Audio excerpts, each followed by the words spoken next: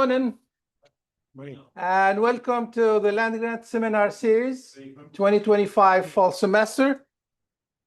We have a busy day today, and just want to remind you of next week's presentation. It's about World Food Day, so we will have the Food Security Research Center having some activities part of that event. So stay tuned and please participate on that event as well.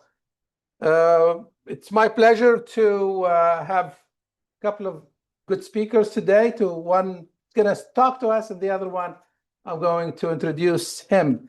But let me start by introducing our second guest. Wasn't in the program, but I happened to meet him yesterday on a conference nearby here. Is Dr. Vinay Nangia. He is from ICARDA. I don't know if you know ICARDA, which is a UN Center on Semi-Arid Crops that is based on Morocco. So he's visiting us, and he's here. So he's spending a few hours with us. We're pleased to have him. After that, I would like to introduce our speaker for today.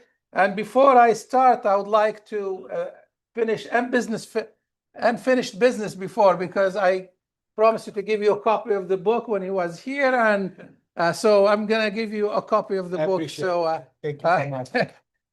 Thank you. Dr. Giovanni Piccini, he was here when we have the launching of the book in April. It looks like, right? Something like that. Yes. Yeah, something but anyway, so I guess I've been thinking about it this whole time. I gotta say, Yeah, I'm saying.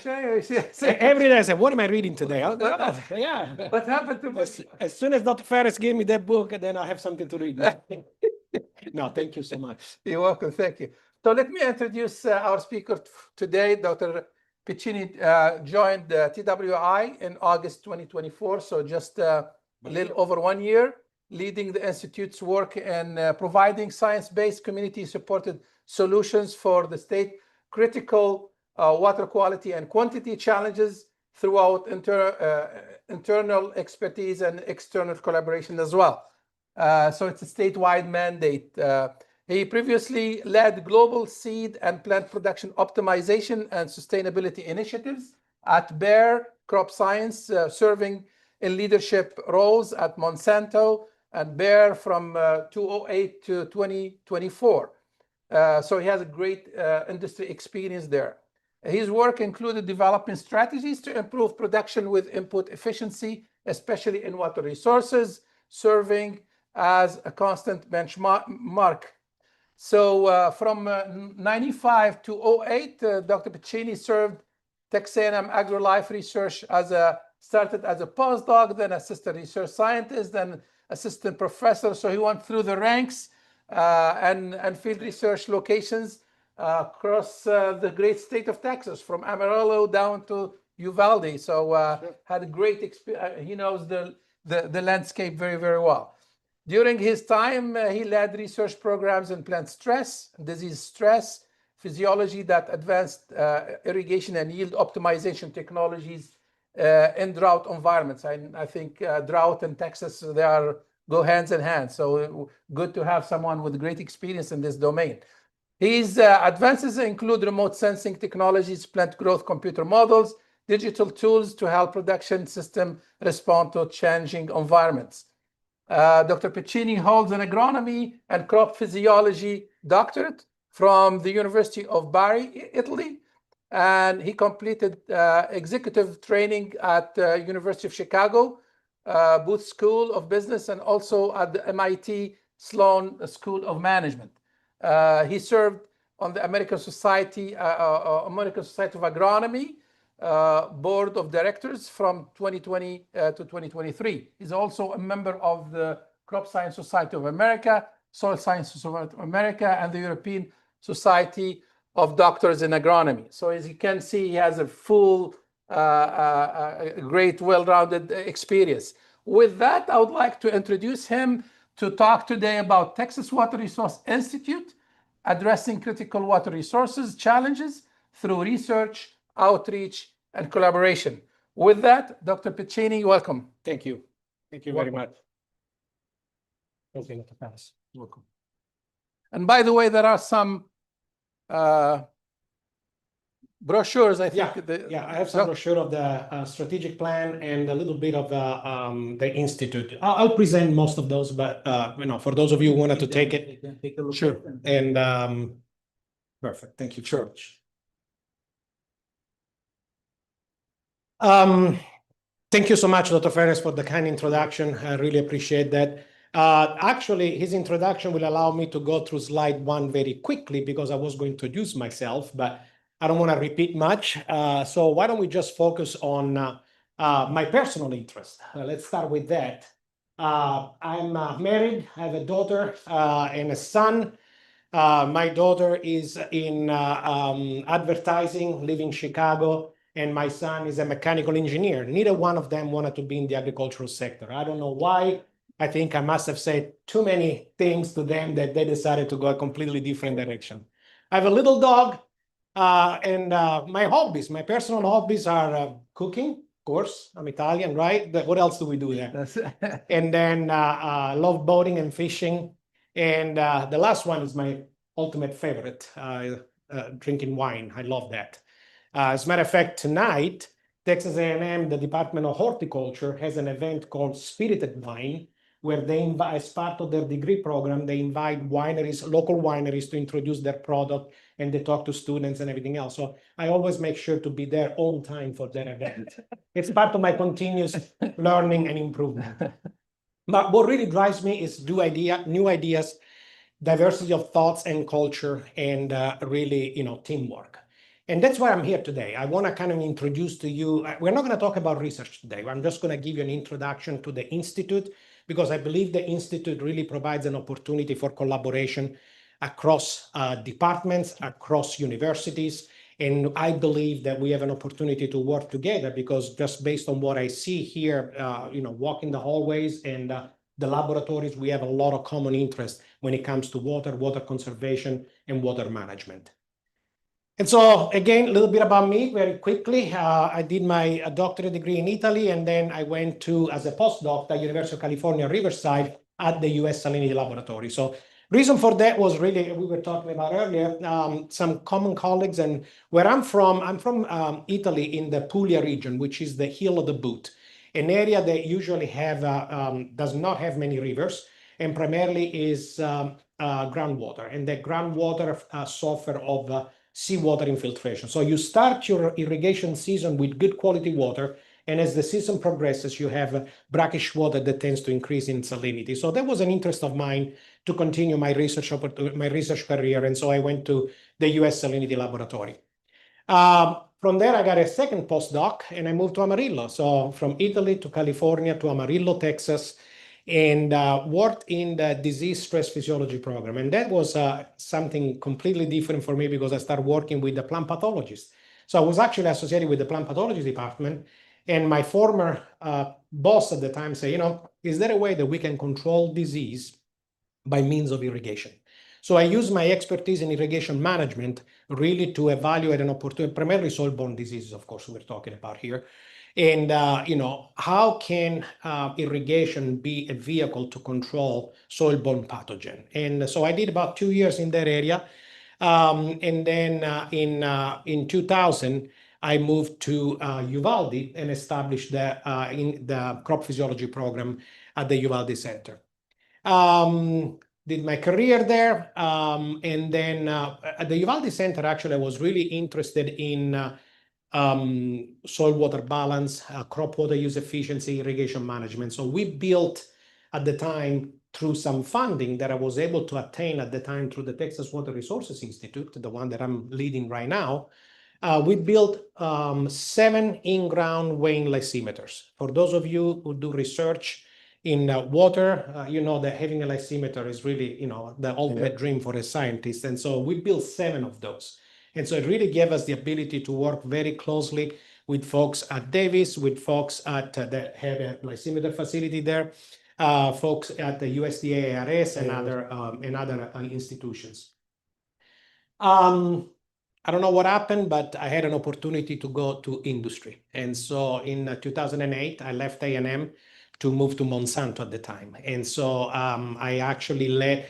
Monsanto was interesting in we were at the time where we were looking at Monsanto at the time was looking at drought tolerant variety of corn. And so given my expertise in that area, I led a team of scientists that developed a variety of corn that today is known as Drought Guard, as it's commercialized in the US. So I did that for a while, but I had an opportunity, the great thing about, I wasn't planning on this. I thought, as a scientist, I will continue to be a scientist. I will continue to focus on a drought tolerance evaluation. But when you work in a conglomerate such as Bayer and Monsanto at the time, you have an opportunity to move within the organization very easily. And so at that point, I was actually given the opportunity to move in the supply chain via acquisitions. What happened is there was a time where Bayer was acquiring a lot of seed company. And we were doing the due diligence to evaluate. So I started working with lawyers. I started working with the engineers. And that was quite the experience, I have to say, especially with the lawyers. Yeah. No. But I went in the product supply because I really thought there was an opportunity to look at the production globally and get more of an international background, as I really enjoy having that exchange with the scientists from other regions. And so I spent quite a bit of time in supply chain with them.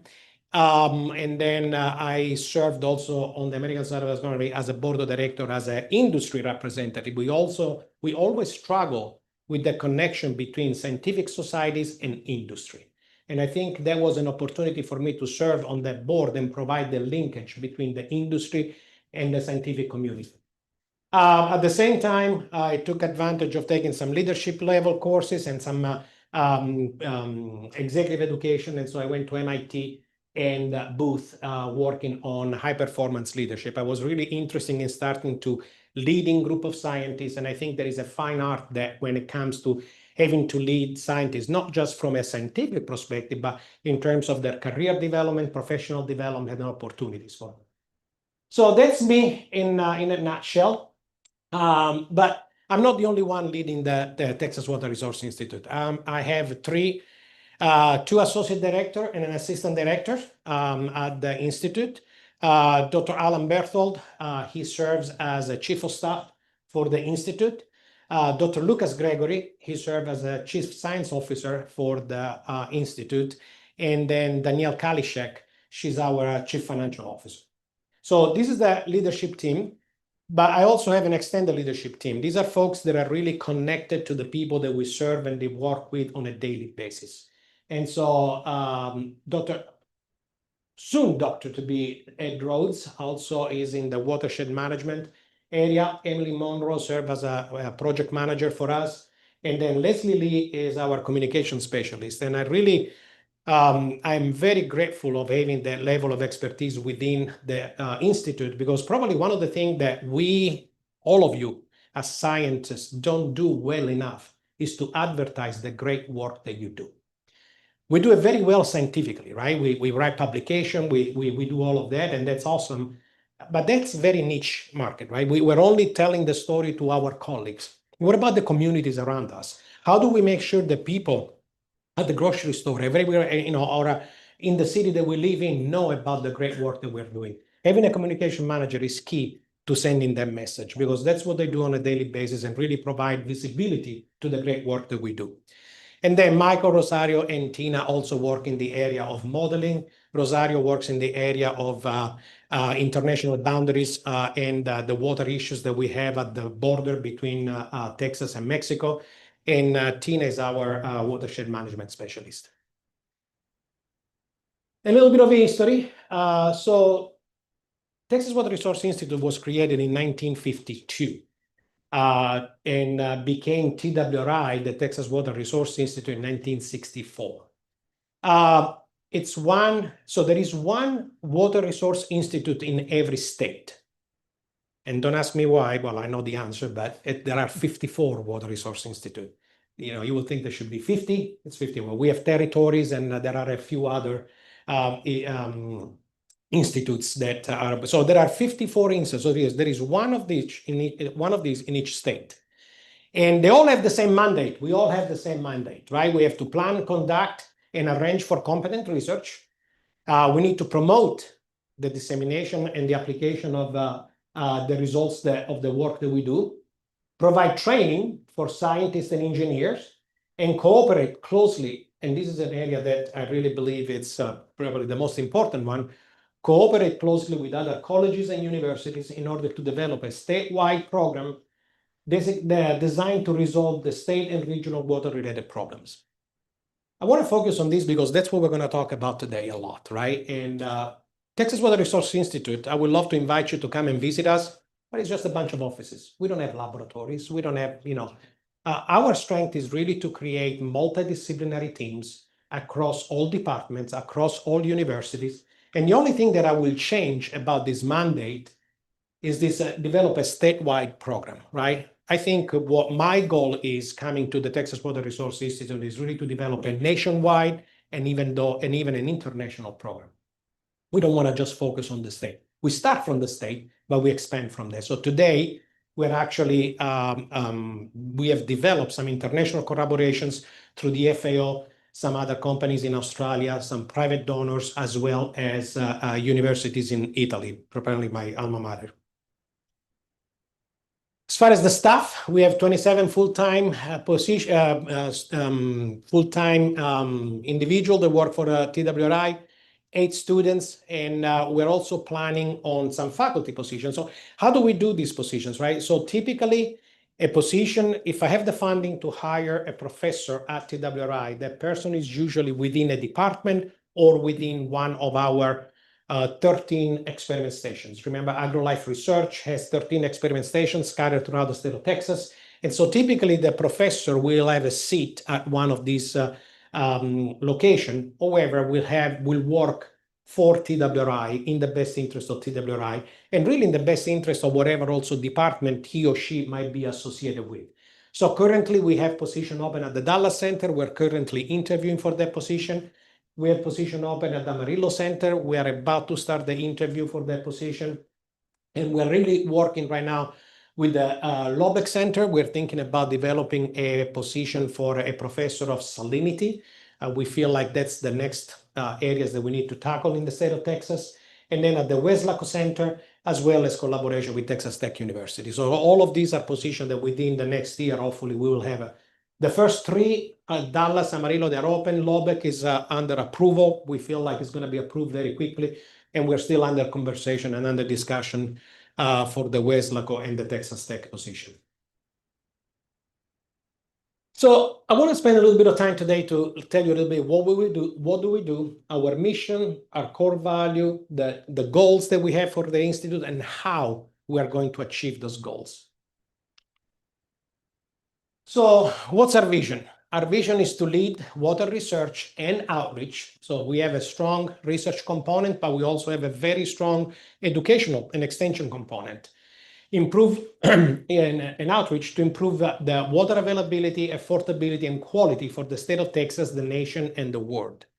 Our mission is to coordinate, facilitate, and deliver science-based solution for current and future water challenges. It's as simple as that, right? We wanted to work with all of the faculty, with all the scientists that are in this, that work in the area of water, and get them together through interdisciplinary team building, focused engagement, resource development, workforce training, and strategic and targeted communication. And we'll go through these priorities in a minute. So what do? As an institute, we really envision, evaluate, integrate, and coordinate. Envision, we identify new challenges and anticipate emerging water issues, right? But I think we wanted to be on the forefront of water issues, right? If we start, we can't wait for the problem to occur to find a solution. That's a very reactive approach, right? So the idea is, what can we think about the future? And so start thinking about what can we do to address, to making sure that we don't have problems in the area of water resource and management. Assess the community needs and engage with the water policy. That's probably one of the things that we spend a lot of time We're often either in Austin or in Washington, D.C. to try to bring these type of issues in front of our legislators to making sure that we have the right funding, because all of us need funding, right, to do research, that we have the right funding to continue to do the work that we need to do to address the challenge of water scarcity. We lead collaborative approach and a multidisciplinary team.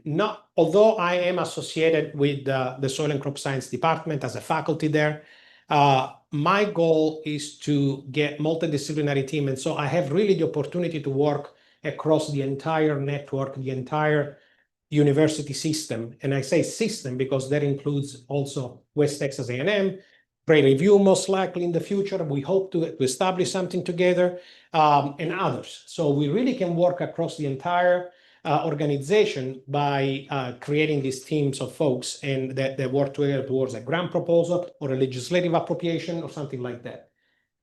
And then we coordinate and facilitate their effort. I want to go a little bit to the, and this is something that I shared earlier with you.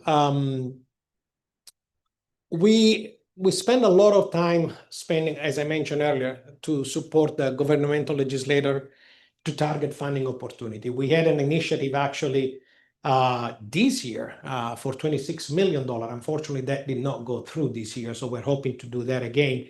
That included in the area of water. But myself, Dr. Lamb, which is the director of AgriLife Research, really spend a lot of time to figure out how can we get funding and to secure funding for research in water. So as a result of that, over the last year in 2024, we acquired approximately $18.5 million in funding for research. Now, when I say that we acquire, it means this is funding that we facilitated, we acquire, and we are passed through for the faculty, for the scientists. Nothing stays with us, right? It goes to them. We have approximately 80 external projects. About 10 peer-reviewed publications were generated in 2024. And then another thing that I like to point out is these contact hours, right? Contact hours is how we measure the impact of what we do with our communities and with the stakeholders. So over 17,000 contact hours over about 95 events. Newsletters, media mention. This is really what our team does quite well, right? And then they spend a lot of time making sure, if you go to our website, you'll see that website changing constantly. And I'm really excited about that because that really what brings the visibility we need for the work that we do. But we have a lot of external collaborations, as I mentioned earlier, with Bayer. We have quite a few projects with them. And then with Dow as well. And then other companies. International universities, we have established a memorandum of agreement with the University of Tuscia in Rome, Italy. With the Politecnico Bari and the University of Bari. These allow us, we have a memorandum of agreement, allow us to have not only an exchange of faculty, but also exchange of students. We are now hosting 2 students, one from the University of Bari, the other one from the Polytechnic of Bari, that they are going to do their portion of their research, of their degree plan here at Texas A&M University, one in bioag engineering and one within the TWRI with one of the professors at TWRI. But we also have the opportunity to do the other way around and have some of the students going on their campuses. But also this is a good opportunity for exchange of faculty. Specifically, the University of Tuscia right now in Rome is looking at doing some short courses. And we love to invite some of our faculty to go there and maybe spend 2 or 3 weeks to a month just to do a short course, say on irrigation management, or a very technical type of courses. And the opportunity here for us is that through this university, we now have access through European Union funds, which normally we wouldn't. Like I say, it all, that's what TWRI does, right? Trying to facilitate the process of getting the opportunity to faculty and scientists and students to increase their knowledge, to increase their network, and to expand their network. And so by having access to European Union funds, now we have the opportunity to support travel and the salary for faculty, students, and scientists from one university to the other. And then, of course, we have a lot of other stakeholders that we work with on a daily basis.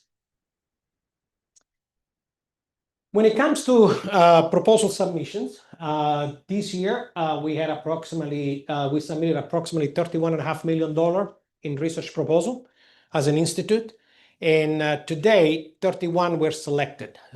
So we were able to achieve last year $4.25 million. So our success rate is approximately 44%, which is not bad, right? I mean, in today's environment, I would say, and in my opinion, my personal opinion, and that's why I'm here to advertise and kind of bring you visibility to what the Institute does, is that really what we do is really taking care, providing the support that the faculty and the scientists need to develop the grant proposal, all the pre-award, all the post-award, all the communication, all the forms, all the budget. We take care of all of that. And we let the scientists or the faculty focus on what they do best, which is writing the grant, right? I'm not going to be there writing the grant for them, but if that's all they got to worry about, instead of having to worry about 20 pages of budget and indirect costs and everything else that goes along with that, right? That's where we dilute the effort. And so that's really what we do very well. And we have a team that is working exclusively on that. New project award in 2024, we started with approximately $5 million. And currently, we are managing 80 projects at the same time. So we have a huge team of project managers that's what they do best. I'm going to give you a little bit of an overview of some of the key projects that we're focusing on. That's just the tip of the iceberg, but those are some of the most important projects that we have. In water quality, we look at, we partner with the local stakeholder and other water professional to restore many of the impaired watersheds that we have. So we work very closely with the Texas Environmental, TCEQ, Texas Commission on Environmental Quality. We work very closely with the EPA, and we try to analyze some of these watersheds. So Dr. Gregory actually leads this effort. And in 1 year alone, TWRI, through Dr. Gregory's team, have helped improve the protect 10,941, 10 million, sorry, over almost 11 million acres of watershed. So that's a strong area of emphasis that we have at TWRI. Is it 319 program? Yeah, some of that. Water quantity, we're looking at some of the work in the Ogallala Aquifer Program. Many of you are familiar with that. This is the aquifer that is in the high plains, so the Amarillo, Lubbock area. We have a Southern Great Plains Regenerative Ag Program, the Transboundary Aquifer Assessment Program, which is basically looking at all the aquifer, is looking at mapping all the aquifer that exist at the border between Texas and New Mexico. That's our part, but that goes all the way into Arizona, Colorado, Arizona and California and so on. And then we have a very strong urban water program, which resides at the Dallas Center. The Ogallala Aquifer, looking at irrigation scheduling and evapotranspiration. I've seen a lot of very similar work going on here. So I'm not going to get into the detail of that, but really the idea was to reduce by at least 15% in our water use. Advances in subsurface drip irrigation. I heard today that there are some very good advances coming from Toro, I believe, and through MIT. So we look forward to also taking a look at some of those opportunities. Automation system, drought and heat resistant crop variety. Now, how do we do that, right? It's not like we have all of these professors at TWRI. We collaborate with scientists at West Texas A&M University, at Texas Tech, at of course, our own Texas A&M University in College Station, to develop this team of folks that will work on these particular issues. On the Southern, the Regenerative Ag Program is looking at increased carbon sequestration, reduce greenhouse gas emission, diversify producer income streams, and providing training on emerging technologies. This has been a project that has been very successful over the last few years, that has sparked also the interest of many, specifically of Bayer actually, all of these private companies, especially that are in the agricultural sector, they really are, looking at sustainability as a strong commitment for them. And so this particular program, we now have a collaboration with Bayer to look at the opportunity for sustainability on some of their variety. Perhaps some of their variety can help better conserve water resources. As mentioned earlier, this is just a map that shows the Transboundary Aquifer. Dr. Rosario Sanchez lead this. Unfortunately, we just heard yesterday that this program might be coming to a screeching halt due to the most recent government changes and reallocation of funding. So we don't know for a fact yet, but really this has provided a lot of opportunities as to have an opportunity to tap into, well, no pun intended there, to really have access to groundwater resources in the Rio Grande, along the Rio Grande and along the border. Urban Water Program. This is based in Dallas. Our team worked to address the challenges of urban water security and stormwater management. So a lot of many of you have seen blue-green infrastructure. These are all this infrastructure that look at runoff into parking lots and other areas. And so very important for our nature-based solutions, very important for growing urban developments. Citizen science, we really spend a lot of time trying to address issues of water conservation and water quality at young age, so K through 12. We have a group of folks that really addresses that. Environmental education, water conservation, and long-term urban hydrology. Do you have a copy of yours? Let's talk a little bit about our work in education. I think it's something that might be of interest to you. Every year, and last year alone, we hosted and co-hosted 26 training with 657 attendees and for over almost 5,000 contact hours.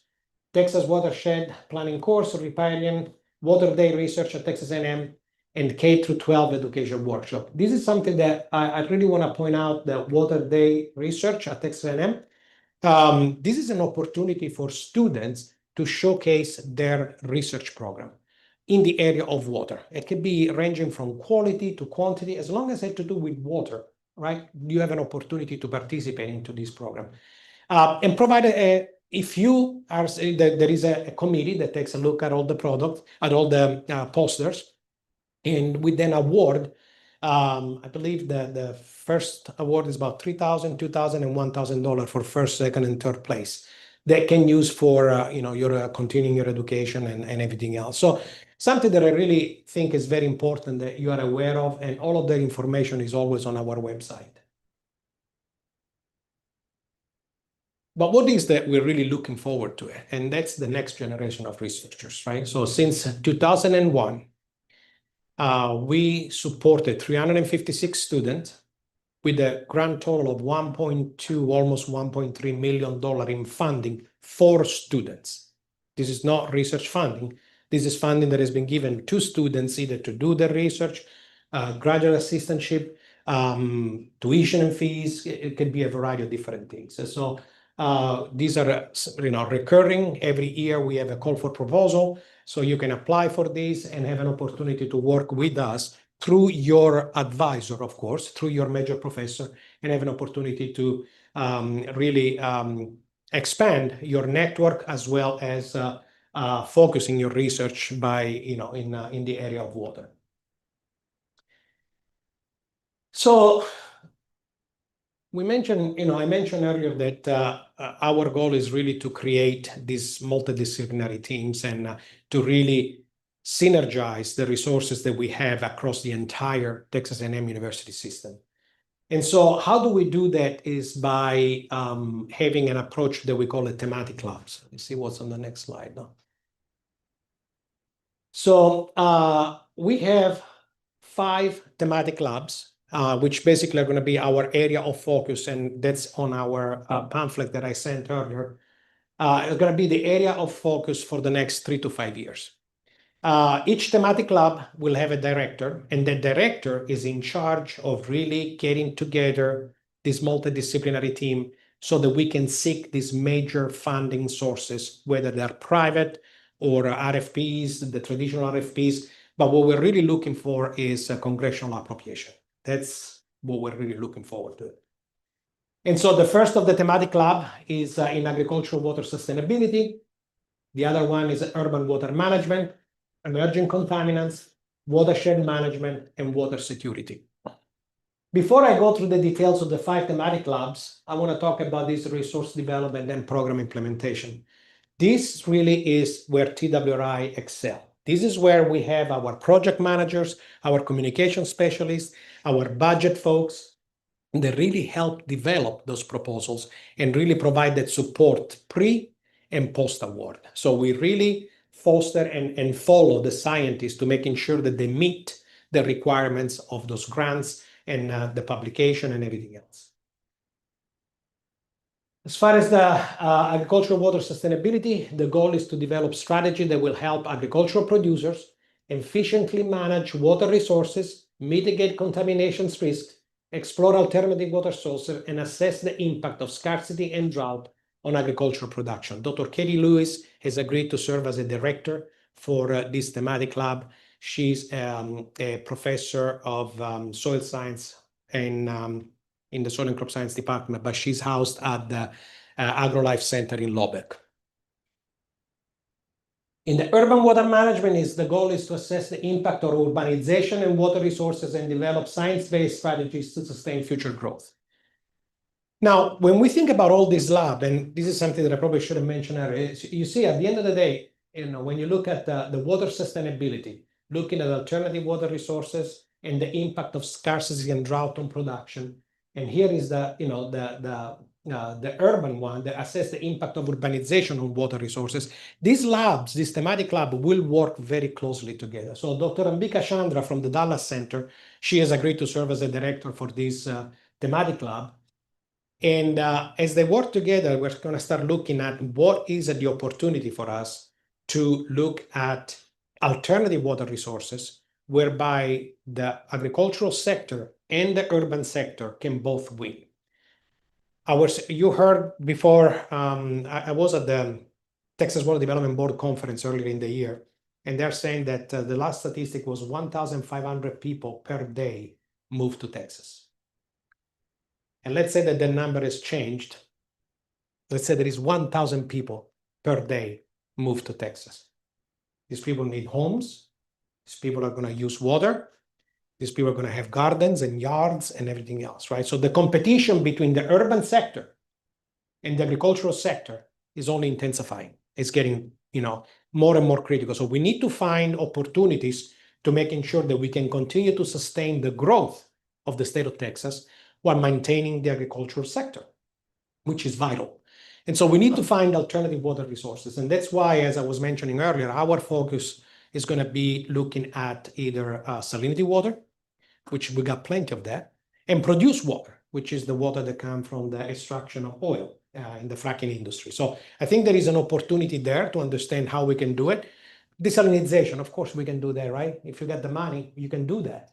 But that's not feasible for the ag sector, right? That's going to be good for our, when you can take the cost and share it on the user, on the consumer. So, we have one of the largest inland desalinization plant in El Paso. And I actually had the opportunity to visit the desalinization plant, which is, if you haven't had the opportunity, if you're ever in the El Paso area, you should go see it. It's massive. It's incredible. And I asked the superintendent, I said, can you tell me how much it is for a gallon or for a liter of water produced? And he looked at me and he says, how much are you willing to spend when you're thirsty? Think about that. Yeah. We go to the stadium, right, to watch the A&M game. We go to the stadium to watch the Houston. And we pay a lot of money for a drink, for a bottle of water. Yeah. We pay 10 times what we would pay anyhow. How much are we willing to pay when we're thirsty? That's something we got to think about it. And so alternative water resources is what we need to focus, in my opinion, and we're actually preparing a congressional appropriation in the particular area. So we're focusing into that. Emerging contaminants. Many of you have probably heard about PFAS and other emerging contaminants. I think that's going to be something that is going to be the next biggest problem we're going to have. Primarily because today we don't know a lot about it. We don't have standards for PFAS, for example, and PFAS is just one of the many, right? The microplastics and everything else. And so I don't know what the future look into this area, but we do know that we need to provide a reliable and safe water resource. So anything that we can do to eliminate these contaminants within our water resources, and it's important. The other thing is that even on the agricultural sector, what is the effect of these contaminants on our crop?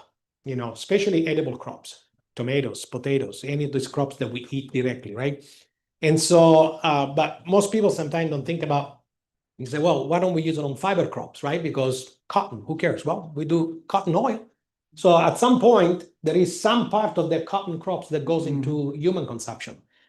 Or, you know, in some cases, going to animal feed. And then what's the effect of that, you know, on the meat and everything else? So we have not identified a thematic lab director for this one, but we're searching for that opportunity. And then last but not least, the watershed management. Dr. Lucas Gregory at TWRI leads this effort. He has a very well-established program. It's been doing this for many years, and so we will continue to focus on that.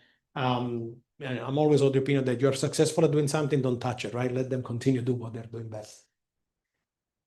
Oh, actually, last but not least, water security, which it's a fancy word for our international program. And we couldn't have a better director for this than Dr. Rabi Motar, that really is helping us expanding our footprint beyond College Station, beyond Texas, beyond the United States. And so we hope that Dr. Motar will be able to, through his network and through his collaboration, to really give us an opportunity to be to have a better presence outside of the the United States. And so we are actually right now in the process of developing a plan for this particular thematic lab and having a few action items in the near future for that. We already talked about everything that we do, but I want to conclude with advertising a little bit, the work that we do. And so this is what our communication team does on a regular basis, right?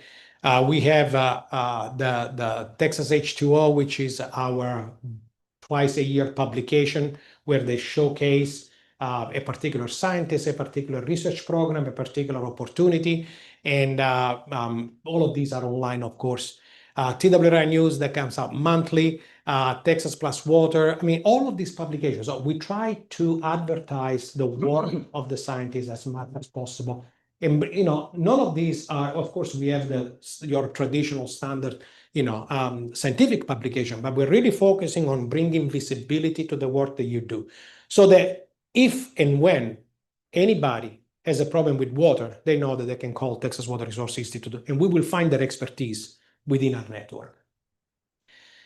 And so what I explained today is in the strategic plan that we have for the next 3 years. You should have a pamphlet there. That is also online, so you can download it. But basically, over the next 3 years, our focus is to, by implementing this strategic plan, TWRI will strengthen its leadership in addressing the water challenges, the support of researchers, and deliver impactful science-driven solutions for Texas and the world. And so I will invite you to subscribe to our website, especially for students and faculty that wanted to collaborate with us. I think there are tremendous opportunities. And with that, I'd like to open it for questions. Thank you. Have any question for our speaker? You're welcome, or comment? Yes, we'll start with our Associate Dean for Research here. Yes, thank you, Professor and colleagues. This is really relevant, as you can see clearly. I'm wondering, what would it take for Prairie View A&M Kaffner to be listed among the collaborators you've got to have a win-win situation? It will take nothing. Absolutely. I think we are already going in that direction. Yeah. We just need to sit down and figure out what are the key areas that we can work on it. As I see, based on the research that Dr. Fares has shared with me this morning, there are a lot of opportunities there to work together. So I guess the first thing we'll do will be identify who are the key player. We don't want to get too big right away, right? We want to have 1 or 2 representatives for Prairie View A&M to be part of our team, to be part of our thematic labs. And then as a result of that, then start working towards collaborative research programs or congressional appropriation, state appropriation. And so definitely the best thing to do will be to be part of our thematic lab. So we can definitely do that. Like, it will take no Yeah. time at all. I'm already part of the water security. So Well, based on Yeah. what I see, there are a lot of Yeah. opportunities also in Yeah. water resource management. I Yeah. think based on the work that I've seen here. yeah, I think it's we have been working with TWA, but not in a formal way. But I think there is an opportunity there for we can further collaborate, etc. So That's been my goal, right? I've been in this role now for 1 year, and the mandate, Dr. Lamb, which, is the director of the AgriLife Research, which I report to, he really wanted to hire me to expand the footprint and the network of TWRI.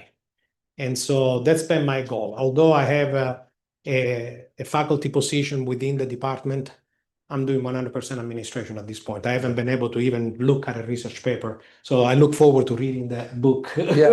yeah, I think it's one of the thematic about emergent pollutant. That's the theme is about. But my focus for the next year is going to really be building that network. Yes. And so Prairie View, of course, is going to be part of that. And let's figure out who should be part of that. Thank you so much. I expect you're gonna have the best collaborators from among these prominent scientists, and I'm glad we already have one. Please have our name up there. Yes. We already are there. Looks. We'll update the slide for sure.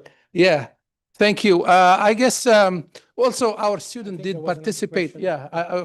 For clarification, also to give credit to our students. Also, Anup, remember we participated 2 years ago on the student symposium. Okay. And I was the keynote for the Water Day that was celebrated. So we participate as well. So I have a question here.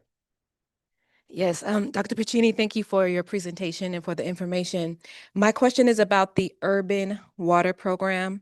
I went through the Texas Master Gardener program with Texas A&M AgriLife, and we talked a lot about drip irrigation and the benefits of it, and then also about the uses of water in urban areas, how it's often like wasted on overwatering lawns, and how that leads to the runoff issues and things like that. I was just wondering, are you involved in any like policy decision making regarding those things, and or are you addressing those waste issues? So I have, I guess the short answer is no, and I'll tell you why. The biggest problem we have in that particular industry. So first of all, yesterday there was a beautiful field day that the Soil and Crop Science Department and the turf grass program had in College Station, and they showcased everything about turf grasses and everything else. Here is the biggest problem. There is no regulation to control how builders are going to set up, a new subdivision come in. We have no say in that with the builder about the type of grass that we should put in, the type of irrigation system that we should put in. So there is no regulation. As a result of that, very few home builders will listen or will look at what is the best approach to avoid water waste, right? And so we have a long way to go there. I think that's an opportunity. In addition to that, we're starting to see now a competition between the turf grass industry and the artificial grass. Some people starting to like that artificial grass. Personally, long term, I don't think it's going to be a good solution. I actually personally experienced in the heat of the summer going to it was a shopping mall or something like that, and they had a beautiful area that was all artificial grass. The heat, it was incredible. I didn't know until I experienced myself. It's at least 10 degrees hotter than the area that I had traditional grass. Yeah. But with that being said, right, there is definitely water conservation opportunity there. So no, we are not organized very well to address this issue at the legislative level. I think when they think about addressing it within the municipalities, they're looking at xeriscape or desertscape, trying to limit the amount of water. But even I just bought a house a year ago, and it's taken me a year to figure out what grass I have. And anytime I looked at it, the irrigation system was all messed up. And I mean, the builder, it was brand new home, but I didn't know how much water I needed to put it because there was no indication, nothing. I mean, I'm learning as I'm going also because my last 16 years, I was in an area where we had, 50 inches of rain, so I didn't have to irrigate, right? And so we're not doing a good job at that. I think there is a tremendous opportunity to educate homeowners. I think there is a tremendous opportunity to educate builders. And I close with that. The builder will try to put the least expensive grass, the least expensive irrigation system That's right. on the least expensive soil. If you see what's under that grass, there is, even the idea of understanding what the water holding capacity of that material under your grass is impossible. And so we got a long way to go. You bring a very good point, and I don't think we're doing a good job of that. Well, I think I just want to, after your permission, I would like to invite Dr. Vinay Nangia to give us. We'll get it. Dr. Nangia, he's visiting us from ICARDA, as I mentioned, in Morocco. I'd like to give him a few minutes to talk about ICARDA, talk about what he's doing, and maybe a great opportunity for us to entertain some collaborations in the future. So this is just what you call it, a starting. We'll invite you to come back another time. So since he's adjunct faculty or with our sister campus in College Station, so we can offer you similar one. So another opportunity to visit with. So okay. So please. Thank you so much. Very quickly. Very quickly. So my name is Vinay Nangia. I lead a research program on soil, water, and agronomy, but I'm a water scientist by training. I'm a hydrologist. And I was educated here in the US. I graduated from Minnesota. I worked on the Mississippi River Basin, the hypoxia in the Gulf of Mexico, and all the nitrate leaching that happens in the Midwest US and stuff of that kind. And the reason I'm giving you my background is what I did versus where I have ended up today. You may want to live this kind of a life if you want to. I just find it very interesting that I work for an organization which was created by the World Bank and the United Nations. It's called the CGIAR. It's the world's largest publicly funded international agricultural research organization. We have 8,000 scientists in 80 developing countries. If you have heard of World Food Prize, that's like a Nobel Prize in the field of agriculture. It started after Norman Borlaug got the Peace Prize for the Green Revolution. Almost half of the World Food Prizes have been won by the CGIAR scientists, because that's our mission, how to make the world food secure, water secure. So that's what we are looking for. And our mandate is that whatever we do, it's not for making profit. It's international public good. So we are operating in a space where private sector is unwilling to come because there is no money to make, and the national system is unable to cater to. So we are somewhere in the middle where we are trying to see best of the best that's happening all over the world and try to bring it to the developing countries, poor farmers context. Poor farmer, illiterate farmer, doesn't have road network, doesn't have access to electricity, doesn't have proper paperwork to prove his land ownership, doesn't have a proper cell phone to access the internet. What can you do for that really marginal farmer? So for example, my research team, because previously it used to be only ag engineers. So we were doing SWOT modeling. That's how I became a visiting faculty at Texas A&M, working very closely with Srinivas Raghavan and others. But we were looking at only engineering approaches, watershed modeling, mechanization, things, rainwater harvesting. But now it's soil water agronomy. So what we are looking at is the future diets. Like we are eating a lot of meat-based diets. Can we replace it with plant-based proteins? if you have only 300 millimeters or 400 millimeters of rainfall, how you can capture that water and stretch it to the limit such that you have some kind of a vegetative cover all 365 days a year. How you can have carbon sequestration, how you can take artificial intelligence, machine learning, remote sensing, and create some kind of solutions for really poor marginal farmers. Can you de-risk his agriculture? Can you give him actionable intelligence? For example, in the coming 2 weeks, there is no rainfall expected. You may want to prepare for applying some irrigation. Or it's going to be very windy, you may not want to spray your pesticides. Or there is rainfall expected in next 2 or 3 days, you may want to prepare your land because it will help with germination. Or your soils are very sandy in nature, please do not apply a lot of fertilizer all at once. Why don't you break it into doses? How much is the NPK required? All those questions we try to answer and try to see how you can move away from present day diets to a futuristic diet, from present day of managing agriculture to de-risking it using digital way of doing things. So that's what I was here for, to be speaking at an AI for Agriculture conference, trying to give the flavor of what is the developing world doing, taking the best of the best from China, from Turkey, from Saudi Arabia, from different parts of the world, and try to bring it to the poor farmers of Nigeria, Kenya, Ethiopia, Egypt, Morocco, where I live. And that's what we are trying to be operating in that space. And it's very rewarding, very fulfilling, because our KPI is not publications or patents.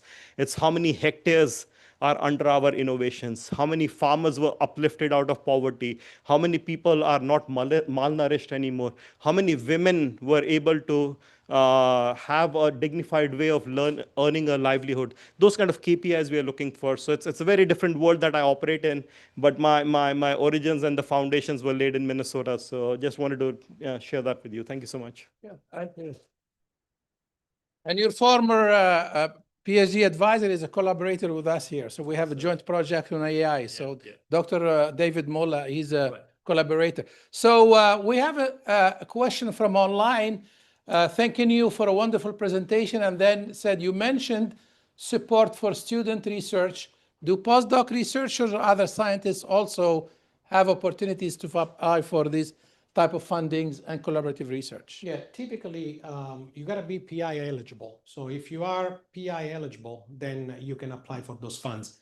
The other way is, if you are a postdoc, you have a major professor that is helping you through that. So just participating with your faculty, yes. Will be the way to do it. Yeah, thank you. Yeah. And by the way, Dr. Piccini invited us to participate in a workshop that they had in August, right? In Dallas. And I see Dr. Tefera, he was there. I was myself, I was there. And also I forwarded to you, to many of our scientists, the outcome of that publication that you sent, the summary of or the highlights of that seminar that took place in Dallas, right? Yeah. So this is a beginning for further collaboration. So I think I encourage our scientists and our students to take the opportunities that are offered through TWI. We have a lot to offer to support their mission, because their mission is statewide, and we have a lot to offer in many areas. So I encourage each one of you here interested. You don't have to be a water scientist or a hydrologist to really contribute to the mission, because there are lots of things that are related to water. So with that, I don't know if I'd like to thank our speaker. Please give him another round of applause. Thank you.